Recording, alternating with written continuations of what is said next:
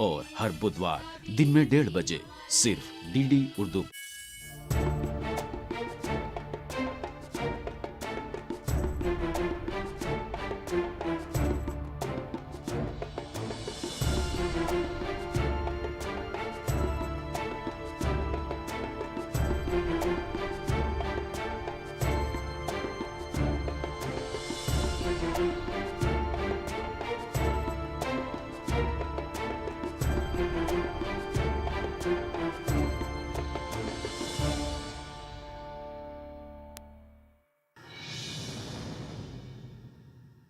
नाज़रीन आदाब, आईने हिंद से मुताल्लिक़ खुसूसी प्रोग्राम इंसाफ का दरवाज़ा में आपका तहे दिल से खैर मकदम करता हूँ। मैं आपका मेज़बान अतर सईद।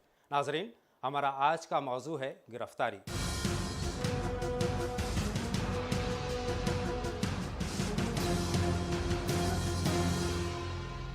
नाज़रीन, गिरफ्तारी के नाम से ही हमारे जहन में डर बैठ जाता है, खौफ पैदा हो जाता है। गिरफ्तारी किसी जुर्म के सरजद हो जाने के सबब भी हुआ करती है और गिरफ्तारी कई मरतबा माकूल कागजात के ना होने के सबब भी हुआ करती है। तो किस तरह हम इससे अपना तहफ़्फ़ुज़ कर सकते हैं, किस तरह से गिरफ्तारी के तईं हमारे क़वानीन कहते हैं आईने हिंद के, इन तमाम चीज़ों पर आज हम बात करेंगे कि गिरफ्तारी क्या है, हिरासत क्या है और गिरफ्तारी के बाद के कानूनी हुकूक हमारे क्या हैं। तो इन तमाम बातों पर आइए तफसील से जानते हैं।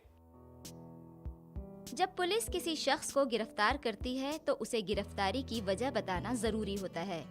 इतना ही नहीं बल्कि पुलिस को गिरफ्तार शख्स को बताना पड़ेगा कि वो उसे किस जुर्म में गिरफ्तार कर रही है, जैसा कि आईन के आर्टिकल 22 और CRPC की दफा 50 में मज़कूर है। मुल्जिम गिरफ्तारी के वक्त पुलिस की गिरफ्तारी का वारंट भी दिखाने को कह सकता है। CRPC की दफा 75। हालांकि कई बार मामला इतना अर्जेंट होता है कि वारंट हासिल करना मुमकिन नहीं होता। ऐसे वक्त में जुर्म की हसासियत बहुत अहम होती है, जैसे कि कत्ल के जुर्म में पुलिस बगैर वारंट के भी मुल्जिम को गिरफ्तार कर सकती है। इससे मुताल्लिक CRPC की दफा 41 में मज़कूर है। लेकिन बिला वारंट के हिरासत में लिए गए शख्स को 24 घंटे के अंदर मजिस्ट्रेट के सामने पेश करना लाजमी है, जैसा कि आईन का आर्टिकल 22 और CRPC की दफा 57 में मज़कूर है। अदालत में पेश किए बगैर किसी शख्स को 24 घंटे से ज्यादा हिरासत में रखना गैर कानूनी है। 24 घंटे में मजिस्ट्रेट के सामने पेश करके पुलिस गिरफ्तार शख्स की हिरासत की मुद्दत को तौसी का मुतालबा कर सकती है। मजिस्ट्रेट एक बार में ज्यादा से ज्यादा 15 दिन के लिए हिरासत की मुद्दत में तौसी कर सकता है, जैसा कि CRPC की दफा 167 में मज़कूर है। हिरासत भी दो तरह की होती है, पुलिस हिरासत और अदालती हिरासत। जब पुलिस मुल्जिम को मजिस्ट्रेट के सामने पेश करके मामले को जांच और पूछगछ के लिए मुल्जिम को पुलिस रिमांड में भेजने की गुजारिश करती है, तो मजिस्ट्रेट पुलिस की रिमांड अर्जी पर गौर करने के बाद मुल्जिम को पुलिस रिमांड में देने का हुक्म सुना सकती है। नाज़रीन, गिरफ्तारी, हिरासत और गिरफ्तारी के बाद के हुकूक के बारे में आईने हिंद क्या कहता है, आइए तफसील से जानते हैं अपने रिपोर्टर मुमताज़ आलम रिजवी की माहिर कानून जनाब साजिद खान एडवोकेट से ये खुसूसी गुफ्तगू।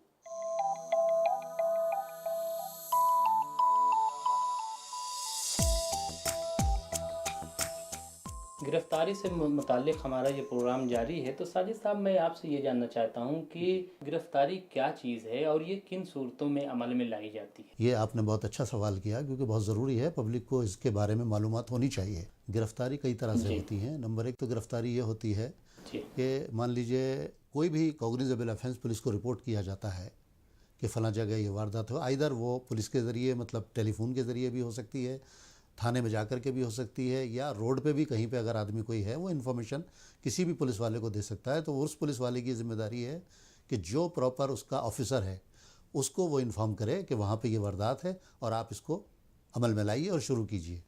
तो एक तो वो गिरफ्तारी, ये पुलिस को मालूम होते ही गिरफ्तारी अमल में आ जानी चाहिए, ये तो कानून कहता है। और दूसरा तरीका ये होता है कि अगर कोई वारदात हो गई है और वो लेट हो गई है तो उसके लिए पुलिस कोर्ट से वारंट लेती है, फिर उसमें कार्रवाई करती है। ये दो तरीके गिरफ्तारी के हैं। गिरफ्तारी और हिरासत में आमतौर से लोगों को नहीं मालूम होता कि इनमें क्या फ़र्क है। ये आपने बहुत अच्छा सवाल किया, क्योंकि बहुत ज़रूरी है, पब्लिक को इसके बारे में मालूमात होनी चाहिए। और वो इसलिए है कि आजकल जो एजेंसीज़ बनी हुई हैं तरह तरह की, उन एजेंसीज़ का काम ये है कि सरकार जो कुछ कहती है वो तो सोच समझ के कहती है, कानून बनाती है सोच समझ के बनाती है, लेकिन उसको चलाने वाले किस तरीके से उसको चला रहे हैं, किस ढंग से उसको चला रहे हैं, गलत या सही, ये अवाम उसके ऊपर कंट्रोल करना बड़ा मुश्किल हो जाता है। तो उस सूरत में हिरासत में और गिरफ़्तारी में ये फ़र्क है कि गिरफ़्तारी जो होगी वो कानून के दायरे में होती है। हिरासत जो अल्फाज कहे जाते हैं वो गैर कानूनी भी हो सकती है और कानूनी भी हो सकती है। हिरासत क्योंकि उर्दू का वर्ड है, उधर कस्टडी हो जाती है, तो उधर जुडिशल कस्टडी हो गई जो कोर्ट के अंदर भेजा जाता है मुलजिम को, और एक हो गई पुलिस कस्टडी जो रिमांड पे लिया जाता है, पूछताछ के लिए लिया जाता है। तो इसके ये दो तरीके हैं। अब उसमें हिरासत एक तरह से ये भी होती है कि बिना किसी एफआईआर के, बिना किसी वजूहात के, बिना किसी कॉज के पुलिस अरेस्ट कर लेती है और उनको कहीं डिस्क्लोज़ नहीं करती है, किसी ऑफिसर को बताती नहीं है, कोर्ट को नहीं बताती है, तो वो कही जाएगी कि गैर कानूनी हिरासत में है। साजिद साहब, इन तमाम सवालों के बीच एक अहम सवाल मुझे लगता है कि है कि अगर कोई एजेंसी या पुलिस किसी को गिरफ्तार करने के लिए जाती है, तो जो गिरफ्तार होने जा रहा है जो शख्स, वो एजेंसी से या पुलिस से किस किस्म के सबूत मांग सकती है या जवाब कि आखिर हमारी गिरफ्तारी किस वजह से हो रही, तो क्या क्या चीज़ें वो डिमांड कर सकता है? हाँ, देखिए, ऐसा उसके अंदर ये है कि सबसे पहले तो जिसको गिरफ़्तार करने जा रहे हैं वो आदमी या उसका कोई भी घर वाला या कोई उसका अजीज़ पूछ सकता है कि भाई इनको आप किस मुकदमे में आप इनको गिरफ़्तार करने आए हैं, या कोई वारंट है अरेस्ट का, पूछ सकते हैं। लेकिन नॉर्मली पुलिस से ना तो उसकी हिम्मत होती है, पुलिस अगर इस तरह की बात कहती भी है तो वो भागने की कोशिश करता है, या उनकी हिम्मत नहीं होती। पुलिस से खौफ इतना होता है कि उस वक्त उनसे कोई सवाल अच्छे से अच्छा पहलवान भी नहीं कर सकता। तो वो जो ताकत और फोर्स उनकी है वो एक दहशत गर्दी वाली हो गई है कि आदमी दहशत में आ जाता है।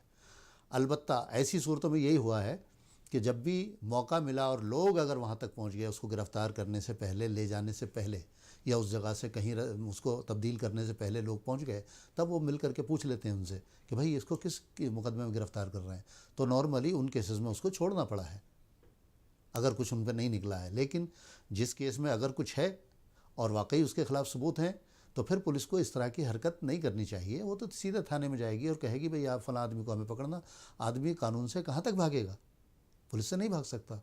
तो पुलिस को, मेरी राय भी, सजेशन ये है कि पुलिस को इस तरह के काम नहीं करने चाहिए जिससे आवाम का जो एतमाद, कॉन्फिडेंस, भरोसा है वो पुलिस से ना उठे। अभी आपने एक वारंट की बात की थी कि वारंट जारी करती है कोर्ट, अदालत जारी करती है, उसके बाद गिरफ्तारी अमल में लाई जाती है। तो वारंट जारी करने के क्या तरीके होते हैं और पुलिस ये वारंट कैसे हासिल करती है? हाँ, पुलिस का तरीका जो होता है वो ये होता है कि मान लीजिए उसको एफआईआर उसने दर्ज की थाने में, तो उसको फ़ौरन अमल में आना चाहिए। जो कॉग्निजेबल ऑफेंस है, ऐसे ऑफेंस हैं जो हमारे उसके अंदर पुलिस कभी भी अरेस्ट कर सकती है, नॉन बेलेबल ऑफेंस जैसे कहे जाते हैं। तो उसके अंदर वो मुलजिम के पास अगर वो जाती है, ढूंढती है, इधर उधर तलाश करती है और वो नहीं मिलता है, तो उसके लिए ज़रूरी है कि कहीं सर्च करना हो, किसी घर में जाना हो, कि किसी प्रीमाइसेस में जाना हो, होटल में जाना हो, तो उसको सर्च वारंट भी लेना पड़ेगा और अरेस्ट वारंट भी लेना पड़ेगा। साजिद साहब, गिरफ्तार शख्स के क्या हुकूक हैं? क्योंकि अक्सर ये देखा जाता है कि कोई शख्स अगर गिरफ्तार हो गया तो वो खासा मायूस हो जाता है, लेकिन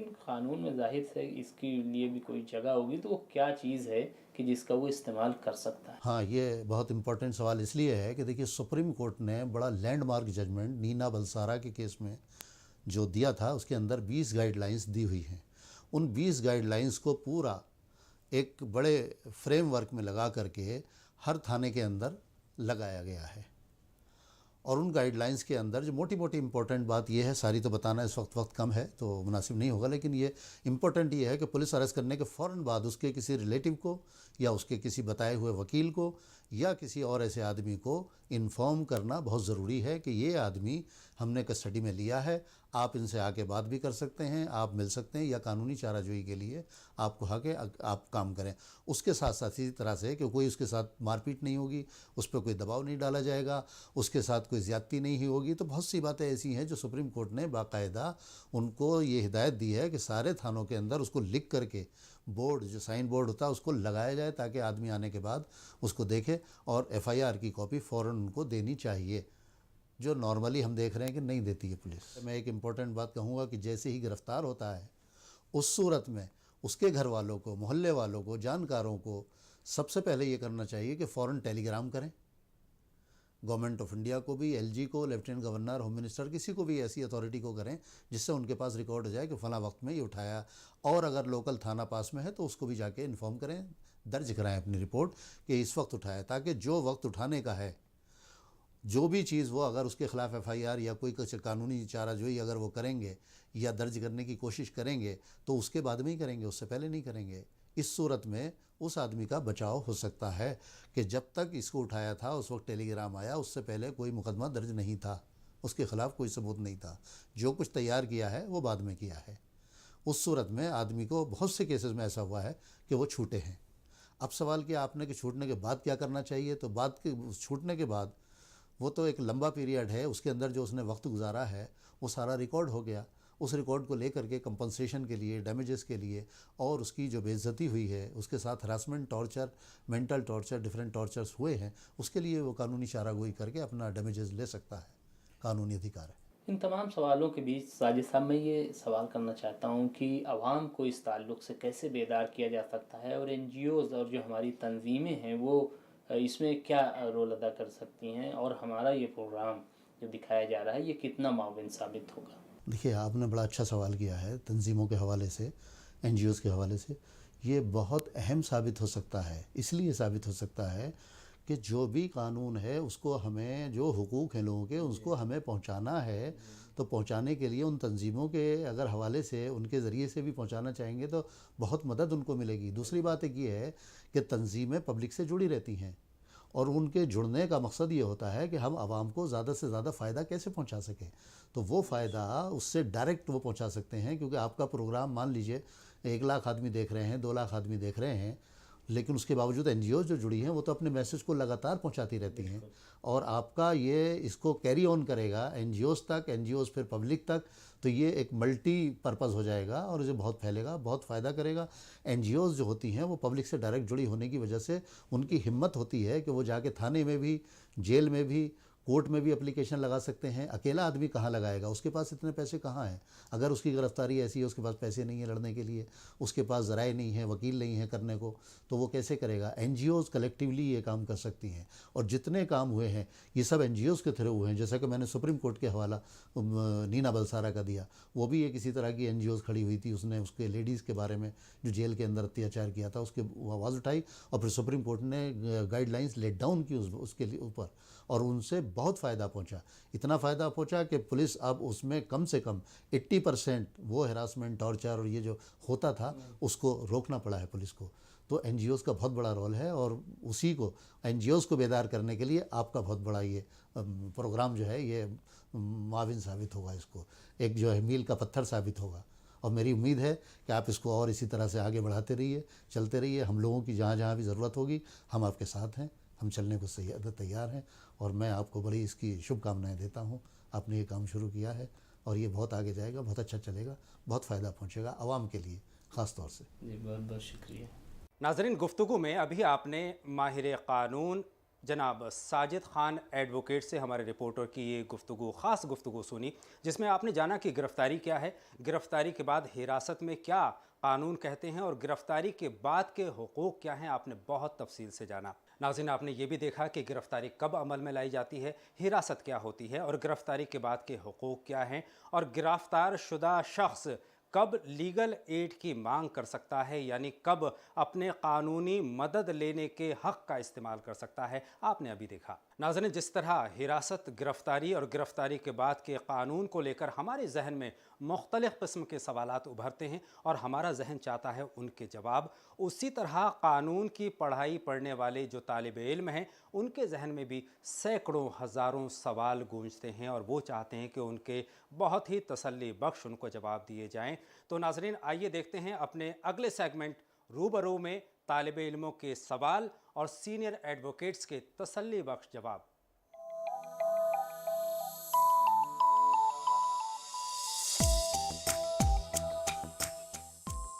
मेरा नाम है वसीम फ़िरोज़ और मैं फ़ाइनल ईयर जामिया का स्टूडेंट हूँ। मेरा सवाल है कि क्या इलीगल कन्फाइनमेंट के शिकार जो लोग होते हैं, क्या सरकार के ज़रिए उन्हें मुआवज़ा मिलता है, और अगर मिलता है तो क्या वो इतना होता है कि वो अपने फ्यूचर को सिक्योर कर सकें? ये इशू काफ़ी एक डिस्कशन का मौजू है और काफ़ी कुछ इसमें एक कोर्ट के जिसे कहते हैं विवेकाधिकार पर निर्भर करता है, विवेकाधिकार पर मुनसर करता है। और इसमें जहाँ तक मुआवजे की अमाउंट का ताल्लुक़ है तो बहुत सारे मुआवजे जो है, क्योंकि पूरा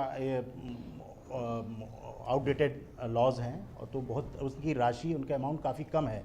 लेकिन ये डिस्कशन चल रहा है, कोर्ट ने कई मामलों में दिलवाया भी है, लेकिन बहुत सारे ऐसे इतने केसेस हो सकते हैं इसमें कि मुआवजा बहुत ही कितने लोगों को रॉन्ग अरेस्ट, तो काफ़ी लोगों का के ऐसे केसेस आते हैं।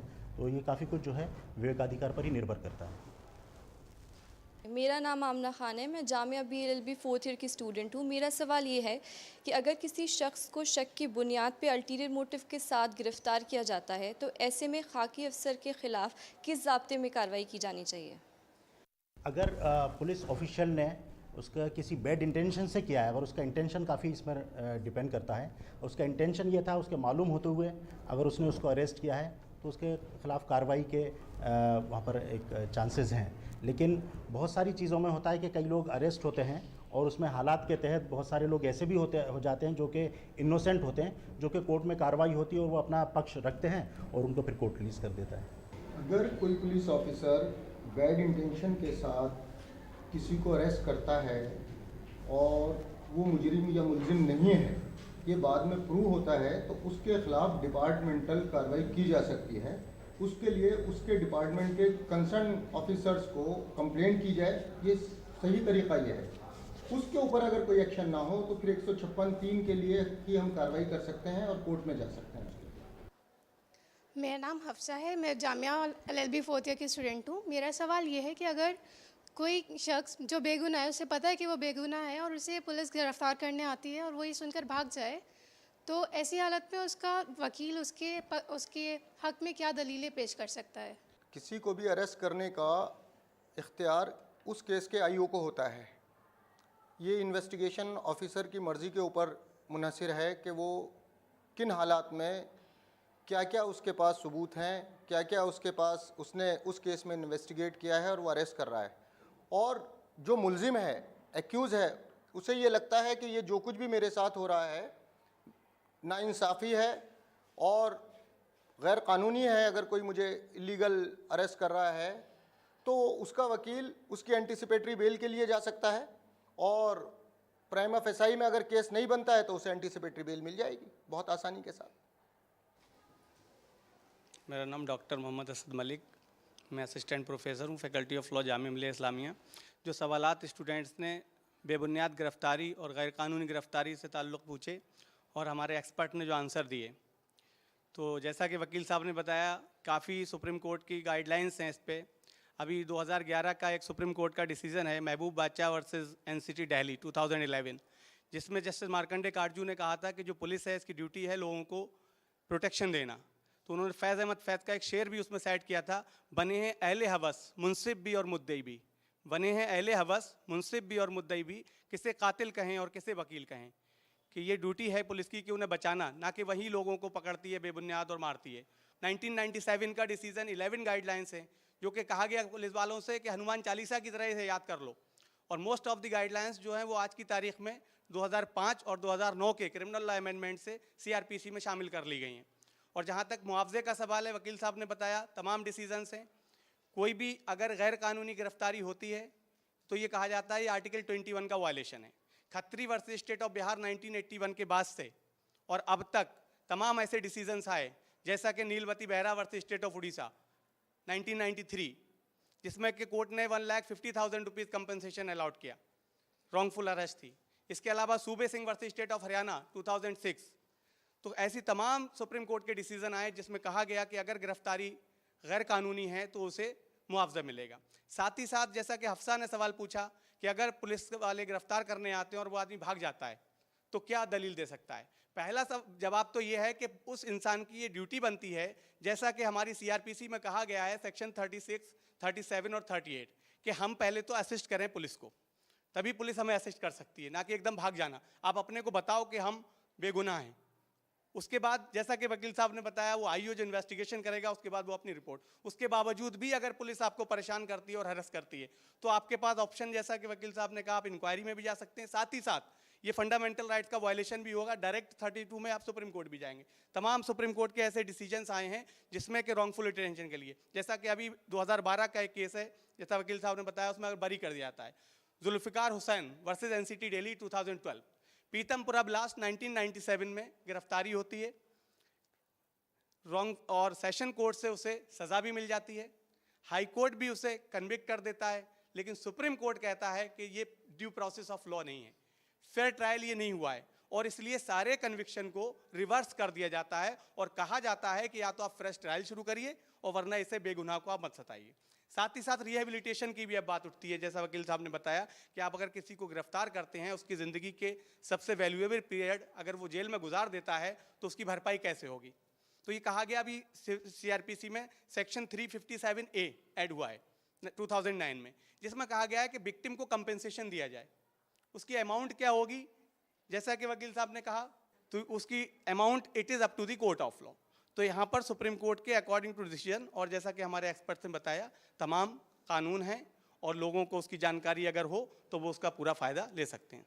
तो नाजरीन, अब तक के सफ़र में आपने जान ही लिया होगा कि हिरासत क्या है, गिरफ्तारी क्या है और गिरफ्तारी के बाद के कानूनी हुकूक क्या हैं। इसके बारे में बहुत ही तफसील से आपने देखा, हमारे माहिर कानून ने आपको बहुत तफसील से ये बातें बताई, और साथ ही साथ तालिबे इल्मों के जो सवाल थे उनके जवाब से भी आपने बहुत कुछ सीखा होगा। तो नाजरीन, ये था आईने हिंद से मुताल्लिक़ खुसूसी प्रोग्राम इंसाफ का दरवाज़ा का ये शुमारा, जिसमें हमने बात की गिरफ्तारी, हिरासत और गिरफ्तारी के बाद के मिलने वाले हुकूक से मुताल्लिक़। नाजरीन, आइंदा शुमारे में एक नए मौजू के साथ आपसे फिर होगी मुलाकात। तब तक के लिए अथर को दे इजाज़त।